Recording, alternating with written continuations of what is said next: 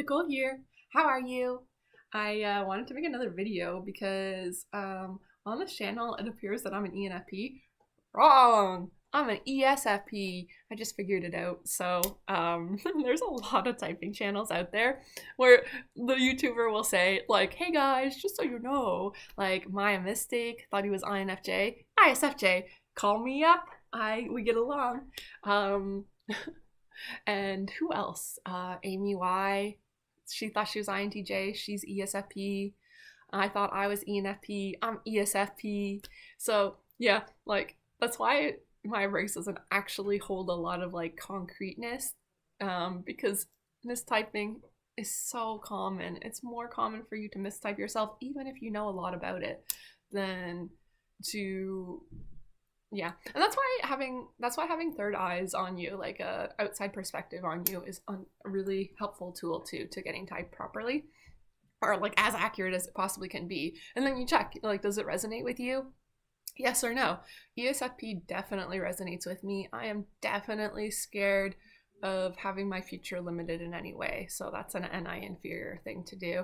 I am very like action oriented. I act first, then I feel, then I think how did that impact the world? And then I decide, like, I think about whether or not that was a good thing for me, my future, you know, that kind of stuff. So, yeah, I'm very like act first, think later. I'm always like, don't do that. You know what? I'm wired to be like that. So I think that just means that I'm trial by error, baby. And I will keep trying until I find major success. And I'm going to do it. And CSJ said that I should read a lot. CSJ is another super MBTI YouTuber. There's CSJ talking with, these are my favorites, okay, so far. Talking with famous people, CSJ. There's that ENFP guy who really doesn't like CSJ. He always references him as the angry man. He's like the man that's angry at everything. He's just angry at life. But here, we're much more positive. While me, personally, I have a deep well of anger inside of me. So CSG's anger does not really scare me because I'm like, yeah, makes sense to be angry.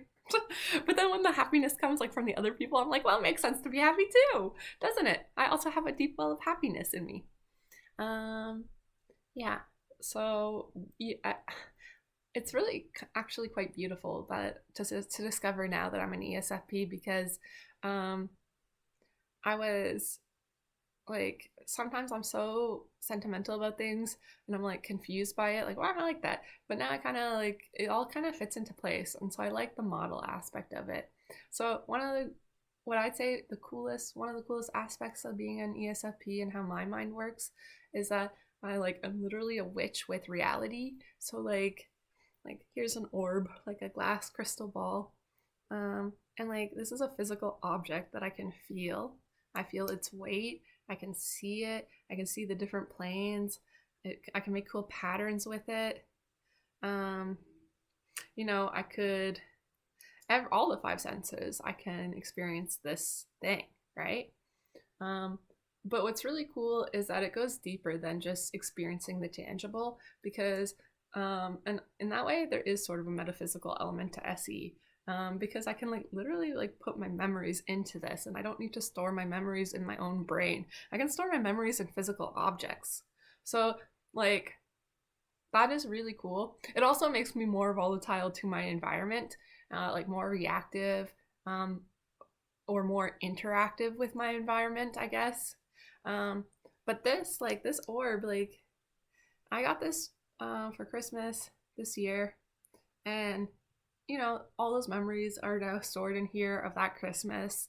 And I can use physical objects to give me ideas.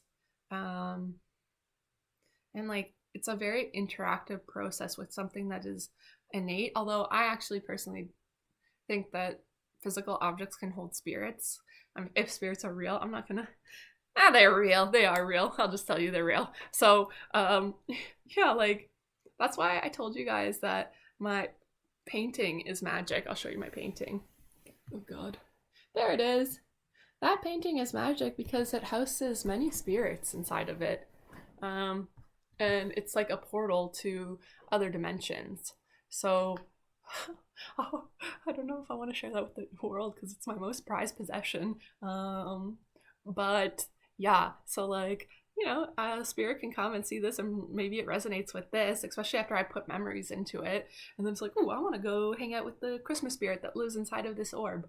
Um, yeah, so it's actually very beautiful and abstract. So I just want to remind my intuitive friends out there that sensors, don't underestimate a sensor's ability to be abstract, unconventional, and make connections.